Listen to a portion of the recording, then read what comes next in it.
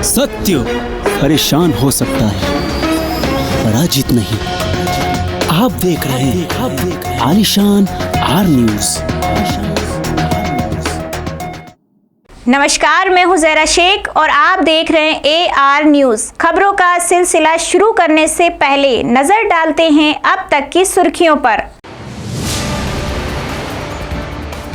15 साल की रेप पीड़िता बनी मां, दिया बच्ची को जन्म, 9 महीने पहले हुआ था दुष्कर्म।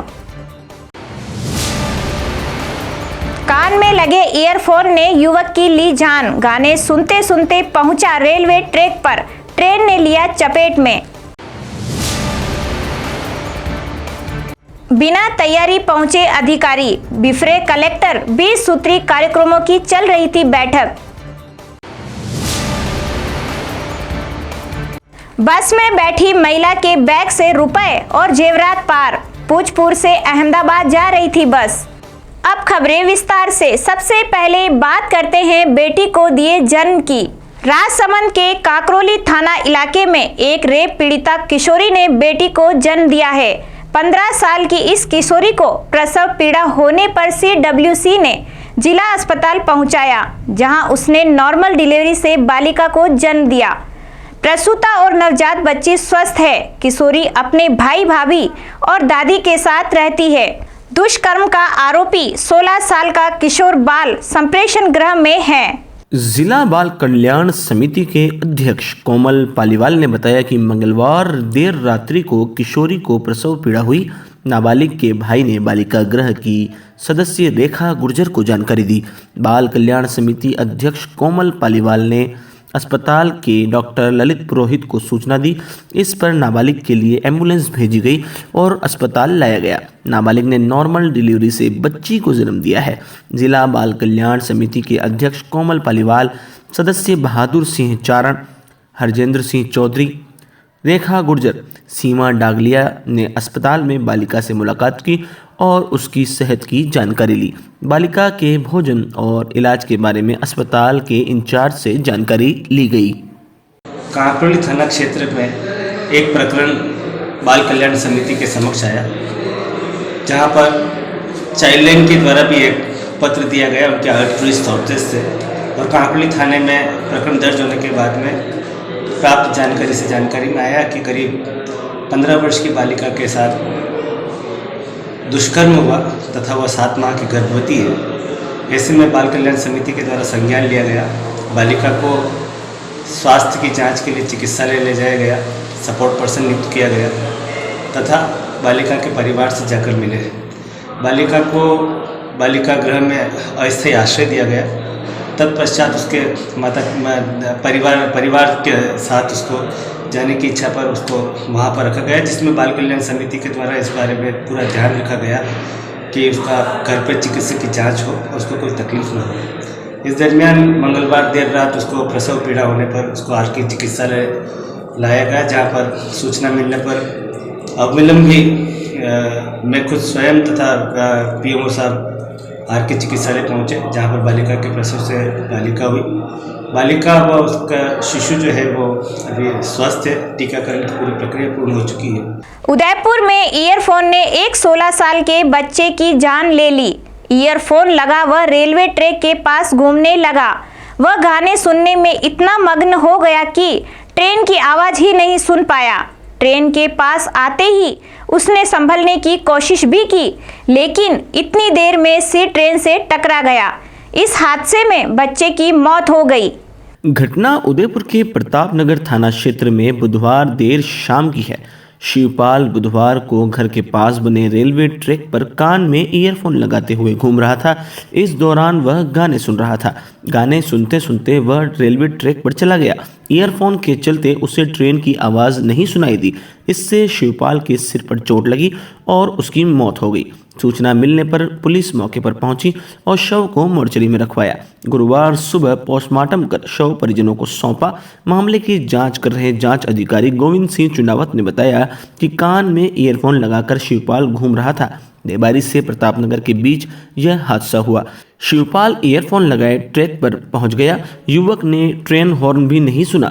वह संभल था, उससे पहले ही हादसा हो चुका था। शिवपाल BN स्कूल में पढ़ता था। पिता टेम्पो चलाते हैं। एक बड़ी बहन है जो नवोदय स्कूल में पढ़ती है। हादसे के बाद परिवार भी सदमे में है। उदयपुर में 20 सूत्रीय कार्यक्रमों की प्रगति जानने के लिए गुरुवार को जिले के अधिकारियों की बैठक में जिला कलेक्टर ताराचंद मीणा बिफर पड़े। बिना तैयारी के बैठक में आए विभागीय अधिकारियों पर वे जमकर बरसे और उनको खरी खरी सुनाई। इतना ही नहीं, कलेक्टर ने विभागों की ओर से चल रहे कार्यों में देरी पर भी अधिकारियों को जमकर घेरा। उन्होंने साफ कहा कि समय पर काम पूरा नहीं करने वाले कर्मी कड़ी कार्रवाई झेलने के लिए तैयार रहे। तय समय पर काम होने से उनको भी लाभ जरूरतमंदों और आमजन को मिल सकेगा। जिले में 20 सूत्री कार्यक्रमों को लेकर कलेक्टर मीणा ने जिला परिषद सभागार में संबंधित अधिकारियों को बैठक ली और आवश्यक दिशा निर्देश जारी किए। मीणा ने 20 सूत्री कार्यक्रम के तहत होने वाले कामों की प्रगति रिपोर्ट पर चर्चा की। अधिकारियों को स्पष्ट किया कि पुराने वर्क ऑर्डर के कार्य समय पर पूर्ण हो। इसके अलावा जो काम समय पर पूर्ण नहीं हो पा रहे हैं उनके बारे में स्पष्ट जानकारी उपलब्ध कराई जाए। उन्होंने विभागवार अधिकारियों से प्रस्तावित कार्यों को रोड मैप मांगा। निर्धारित लक्ष्यों को समय पर पूर्ण करने की बात कही। बैठक के बाद मीडिया से बातचीत में उन्होंने बताया कि बैठक में फ्लैगशिप योजनाओं की प्रगति के बारे में अधिकारियों से जानकारी प्राप्त की। राज्य सरकार की ओर से बजट में की गई घोषणाओं के अनुरूप कार्य हुआ या नहीं, इस पर भी विस्तृत रिपोर्ट मांगी गई है।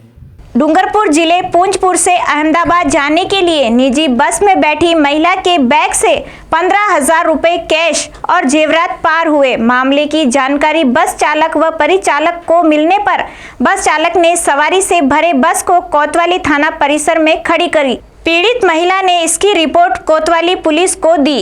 प्राप्त जानकारी के अनुसार आसपुर की नांदली गांव निवासी कलावती पत्नी दिनेश प्रजापत गुरुवार दोपहर को पुंजपुर से अहमदाबाद जाने के लिए निजी बस में बैग के साथ चढ़ी, जिसके बाद बस सदर थाना क्षेत्र के खेड़ा गांव पहुंचने पर महिला ने अपना बैग खोलकर देखा तो बैग में रखे 15,000 रुपये तथा जेवरात गायब मिले। महिला ने इसकी सूचना बस चालक व परिचालक को दी। पीड़ित महिला कलावती प्रजापत ने बताया कि गुरुवार दोपहर को साबला से निजी बस से अहमदाबाद जाने के अपने साथ 2 बैग लेकर बस में बैठी। एक बैग में कपड़ों के बीच में 15,000 रुपये कैश, 2 तोले के कान के झुमके तथा आधे तोले के सिर का टीका था, जो बैग से गायब मिले। कोतवाली पुलिस ने बस में बैठी सभी सवारियों की तलाश ली तथा यात्रियों और चालक परिचालकों से पूछताछ की। महिला ने इसकी लिखित रिपोर्ट कोतवाली पुलिस में दी। मामला सदर थाना क्षेत्र का होने पर सदर पुलिस को सुपुर्द किया गया। सागोरा से बस स्टैंड से बैठी हूँ। नाली सागोरा का है? नाली आड़ा और नाली सागोरा से अंदर और बाहर आके साबला की रोड पे। वहाँ से मेरे पास 2 बैग है। एक मैंने खंदे डाला था और दूसरा बैग बड़ा था। उसके अंदर मैंने आधे कपड़े ऊपर रखे थे, आधे नीचे रखे थे। बैग के अंदर ही थे कपड़े। हाँ, बैग के अंदर और दूसरा भी बैग था। उसके अंदर मैंने 1.5 तोले के कानने थे, आधा तोले का टिक्का था और 15,000 रुपये केस थे और 15,000 रुपये केस थे मेरे। उदयपुर के पारस तिराहे पर गुरुवार सुबह जबरदस्त हादसा हो गया। उदयपुर से डूंगरपुर जा रही राजस्थान रोडवेज की बस ने सामने से आ रही एक बलेनो कार को अपनी चपेट में ले लिया। हादसे में 2 लोग घायल हो गए। हादसे में बेलेनो कार पूरी तरह क्षतिग्रस्त हो गई। हादसे की जानकारी मिलते ही सवीना थाना पुलिस मौके पर पहुंची। पुलिस ने घायलों को अस्पताल पहुंचाया। घायलों का उदयपुर के अस्पताल में इलाज चल रहा है। जानकारी के अनुसार बस और बलेनो दोनों गाड़ियां ही पारस तिराहे से बलीचा की तरफ जा रही थी। इसी दौरान कार के गलत दिशा से ओवरटेक करने के चलते कार बस में जा भिड़ी। सवीना थाना अधिकारी रविंद्र सिंह चारण ने बताया कि हादसे में किसी को ज्यादा चोट नहीं लगी है। घायलों को अस्पताल पहुंचाकर कार और बस दोनों गाड़ियों को थाने में रखवा दिया गया है। उदयपुर जिला कलेक्टर ताराचंद मीणा के मिशन कोटड़ा के तहत कोटड़ा वासियों को आवागमन की बेहतर सुविधा उपलब्ध कराने के लिए गुरुवार को रोडवेज बस सेवा शुरू की। कलेक्टर ताराचंद मीणा ने रोडवेज की बस को हरी झंडी दिखाकर रवाना किया। इस मौके पर कलेक्टर के साथ कई अधिकारी मौजूद रहे।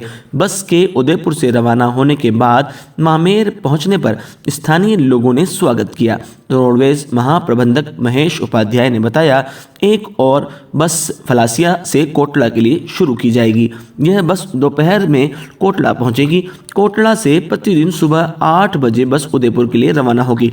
कलेक्टर के मिशन के तहत शुरू हुई बस सेवा के बाद कोटला के स्थानीय लोगों में खुशी की लहर है। आपको बता दें कि कलेक्टर ताराचंद मीणा ने उदयपुर में पद ग्रहण करने के बाद कोटला का रुख किया था और वहां पर लोगों की समस्याओं को जानने के बाद उनको मुख्य धारा से जोड़ने के लिए सरकारी अधिकारियों को आवश्यक दिशा निर्देश दिए थे।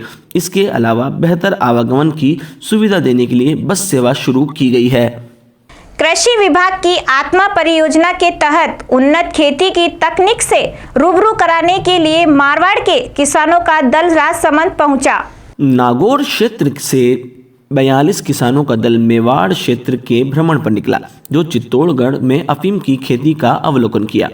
उसके बाद राजसमंद के रेलमगरा क्षेत्र में पपीता के उद्यान, गोभी सहित विभिन्न सब्जी व फलों के उद्यान देखने के बाद राजसमंद में कृषि विज्ञान केंद्र पहुंचे, जहां आधुनिक तकनीक से रूबरू हुए। मेवाड़ का भ्रमण करते हुए नागौर के किसानों का कहना था कि मेवाड़ के मुकाबले मारवाड़ क्षेत्र खेती व नई तकनीक के मामले में समृद्ध है। 45 किसान हैं हम लोग और नागौर से सीधे आए हम कृषि विज्ञान केंद्र अजमेर से बाकी भीलवाड़ा, फिर चित्तौड़गढ़ से फिर सांवलिया सेठ का दर्शन करके और सीधे राजसमंद। क्या चीज़ें देखी आपने? मुख्य रूप से खेती का कृषि विज्ञान केंद्रों में नई टेक्नोलॉजी जो अभी आ रही है, जो आने वाले समय में आगे क्या करने जा रही है गवर्नमेंट, उसके हिसाब से नए प्रोजेक्ट में क्या क्या खेती किस क्षेत्र में क्या क्या हो रहा है और नए डेवलपिंग जैसे रिसर्च का कोई कृषि विज्ञान केंद्रों में रिसर्च चल रहा है उसके बारे में भी बताया, खेती के बारे में बताया। एक खेती बाड़ी के बारे में देखने को मिला हमको, तो नई किस्म की खेती है। किस तरह की? जैसे यानी बेर है, आंवला है, जौ है, गेहूं है, मेथी है। वो तो जलवायु को अंतर है, वो तो सही है। तो नए तकनीक से काम करेगा वो तो आगे निकलेगा। किस तरह से आप नहीं बढ़ सकता, ये मसाले की चीज बोलने से होते हैं आगे। राजस्थान राज्य विधिक सेवा प्राधिकरण जयपुर व जिला विधिक सेवा प्राधिकरण चित्तौड़गढ़ के निर्देश अनुसार दिनांक 12 मार्च को आयोजित होने वाली राष्ट्रीय लोक अदालत के संबंध में आम जनों में जागरूकता लाने के लिए तालुका विधिक सेवा समिति बड़ी सादड़ी द्वारा पैदल रैली का आयोजन किया गया। तालुका सचिव रघुनाथ सिंह झाला ने बताया कि आगामी राष्ट्रीय लोक अदालत के प्रचार प्रसार को लेकर रैली का आयोजन किया। यह पैदल रैली राजकीय बालिका उच्च माध्यमिक विद्यालय बड़ी सादड़ी से प्रारंभ होकर घंटाघर चौराहा, झाला मन्ना चौराहा, अस्पताल रोड व नगर के मुख्य मार्ग व बाजार में होते हुए पुण्य स्कूल पहुंची। रैली में बच्चों ने राष्ट्रीय लोक अदालत से संबंधित फ्लैक्स से लोक अदालत का महत्व बताते हुए लोगों को जागरूक किया तथा स्कूली विद्यार्थियों द्वारा लोक अदालत में संबंधित नारे लगाए गए। इस पैदल रैली में न्यायिक व प्रशासनिक अधिकारी सहित पुलिस भी मौजूद थी। रैली में लोगों को पैम्पलेट के माध्यम से लोक अदालत के महत्व को समझाते हुए प्रचार प्रसार किया। झालावाड़ जिले के भवानी मंडी पंचायत समिति के ग्राम मोया खेड़ा में दो पक्षों के बीच डीपी उतारने को लेकर चल रहा पुराना विवाद खूनी संघर्ष में बदल गया। दोनों पक्षों के बीच धारदार हथियारों से झड़प हुई, जिसमें आधा दर्जन लोग घायल हो गए। दोनों पक्षों के घायलों को प्राथमिक उपचार के बाद झालावाड़ रेफर किया गया, जहां एक बुजुर्ग की उपचार के दौरान मौत हो गई। भवानी मंडी थानाधिकारी महेश सिंह चारण ने बताया कि डीपी उतारने को लेकर चल रहे जा रहे पुराने विवाद के मामले में आज दोनों पक्षों के बीच झड़प हो गई, जिसमें मोयाखेड़ा निवासी धूल सिंह, मेहरबान सिंह, श्याम सिंह एवं दशरथ सिंह को झालावाड़ रेफर किया गया। झालावाड़ में इलाज के दौरान धूल सिंह की मौत हो गई। अन्य घायल का उपचार जारी है। दोनों पक्षों की ओर से क्रॉस केस दर्ज हुए हैं। पुलिस मामले में तफ्तीश कर रही है। ये ईश्वर सिंह और दशरथ सिंह, गुमान सिंह, मदन सिंह, इन तीनों ने हमारे पर हमला किया था। क्या किस बात को लेकर? सर हमारे लड़ाई हो रही थी डिप्टी की। अच्छा। उसके बाद वो लड़ाई हो गए थे, हमारे थाने में भी जाए थे, इस कानून थाने में भी रहे। इसके बाद फिर ये उन्होंने आज मुद्दा उठाया हमें मारने। तो इसमें क्या क्या क्षतिग्रस्त हुई, कुछ क्षतिग्रस्त भी हुआ क्या? हाँ सर, हुआ नहीं सर, लाकड़ी से और तलवार सरिया। किसी की कोई मौत हो? वो हो गई नहीं, हमारे बड़े पिताजी। आपके बड़े पिताजी। झालावाड़ जिले के उन्नेल थाना में बदमाशों द्वारा एक युवक का अपहरण कर बंधक बनाने का मामला सामने आया है। लसूड़िया थाना डग निवासी युवक बालू सिंह 14 फरवरी शाम को बाइक से मंगसी गांव थाना उन्नेल से वापस अपने घर जा रहा था। उसी दौरान चायड़ा निवासी नाथू सिंह, प्रहलाद सिंह एवं अन्य बदमाशों ने हथियारों के दम पर बालू सिंह का अपहरण कर लिया। अगले दिन पीड़ित बालू सिंह के फोन से ही उसके भाई श्याम सिंह को फोन आया कि यदि वह अपने भाई को जिंदा देखना चाहता है तो 8 लाख रुपए फिरौती उनके बताए स्थान पर पहुंचा दे। धमकी भरे फोन के बाद से परिवार सदमे में आ गया। डग थाना पुलिस को सूचना दी। डग पुलिस द्वारा मामला उन्हेल थाना क्षेत्र का होना बताया गया। इसके बाद परिजन फिरौती की राशि देने हेतु जमीन बेचने की तैयारी कर रहे थे। उधर अपहरण की सूचना पर गंगधार डीएसपी प्रेम कुमार चौधरी के नेतृत्व में डग, गंगधार और उन्हेल थाना की पुलिस ने सर्चिंग अभियान चलाया और उन्हेल थाना क्षेत्र के सरवर गांव के निकट छोटी काली सिंध के जंगल से बंधक को मुक्त करवाया गया। हालांकि कार्रवाई के दौरान अपहरणकर्ता व्यक्ति को जंगल में छोड़कर फरार हो गए। इस दौरान अपहरणकर्ताओं ने लोहे के सरिये से पीड़ित के दोनों पैर भी तोड़ दिए। पुलिस ने घायल बालू सिंह को CHC चौमहला में भर्ती करवाया। घायल की गंभीर हालत देखते हुए चिकित्सक ने उसे झालावाड़ रेफर कर दिया है। उधर गंगधार DSP प्रेम कुमार ने कहा कि पुलिस टीमें आरोपियों की तलाश में जुटी है। आरोपियों को जल्द ही गिरफ्तार कर लिया जाएगा। रास्ते में मेरे झगड़े वाले का साल में रोक के राजी ने बोली मारपीट की मेरे। चलती गाड़ी बैठना नीचे गिर गया। वो 2-4 आदमी थे, वो मारपीट करने लगे। उठा के उसको पूरे बंगले पे ले गए और मेरा हाथ पाँव दोनों तोड़ दिए और बोला 8 लाख रुपये लिया, मैं तो जान से मार देंगे। कौन थे ये लोग? ये लोग चायड़ा नाथू सिंह, उसके भाई प्रहलाद सिंह, क्या नाम है उसको, भाई का नाम है नाथू सिंह, उसके भाई, और 2 जने और थे, उस 2 का नाम पता याद नहीं। कितने दिन तक आपको बंधक बना के रखा? 14 तारीख की रात को 8 बजे से 8 साढ़े 8 बजे। आज आप कैसे छूटे वहाँ से? आज मुझे ये लोग लेकर आए। पुलिस लेकर आई। चलते चलते नजर डालते हैं अब तक की सुर्खियों पर। 15 साल की रेप पीड़िता बनी मां, दिया बच्ची को जन्म। 9 महीने पहले हुआ था दुष्कर्म। कान में लगे ईयरफोन ने युवक की ली जान। गाने सुनते सुनते पहुंचा रेलवे ट्रैक पर, ट्रेन ने लिया चपेट में। बिना तैयारी पहुंचे अधिकारी, बिफरे कलेक्टर। 20 सूत्री कार्यक्रमों की चल रही थी बैठक। बस में बैठी महिला के बैग से रुपए और जेवरात पार। पूछपुर से अहमदाबाद जा रही थी बस। तो दीजिए इजाजत जहरा शेख को, और खबरों के लिए देखते रहिए AR न्यूज़। नमस्कार। सत्य परेशान हो सकता है, पराजित नहीं। आप देख रहे हैं आलिशान R न्यूज़।